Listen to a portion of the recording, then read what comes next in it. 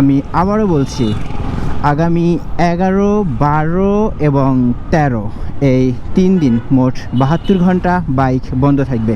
Everyone, আসসালামু আলাইকুম। আমরা সবাই অবগত আছি আগামী 12 তারিখ ত্রয়োদশ জাতীয় সংসদ নির্বাচন। আর এই ত্রয়োদশ জাতীয় সংসদ নির্বাচন উপলক্ষে আগামী 3 দিন 11, 12 এবং 13 তারিখ মোট 72 ঘন্টা বাইক বন্ধ থাকবে।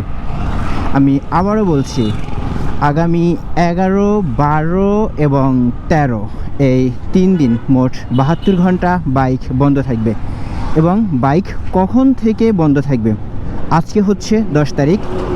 আজকে রাত 11:59 থেকে 13 তারিখ রাত 11:59 পর্যন্ত বাইক চলাচল সম্পূর্ণ বন্ধ থাকবে।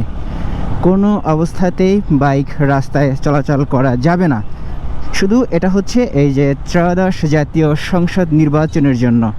যদি আপনি এই 3 দিন বা আপনি এই 72 ঘন্টার ভিতরে বাইক নিয়ে রাস্তায় চলাচল করেন, তাহলে প্রশাসনের সম্মুখীন হতে হবে। প্রশাসনের অনেক জিজ্ঞাসাবাদের মুখে পড়তে হবে, অনেক চেকপোস্টে আপনাকে বাধা দিবে। তাই আমরা সবাই চেষ্টা করব এই 3 দিন বাইক যাতে আমরা না চালাই।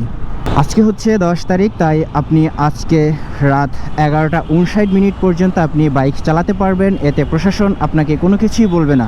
কিন্তু রাত 12টার পর থেকে আপনি বাইক চালাতে পারবেন না।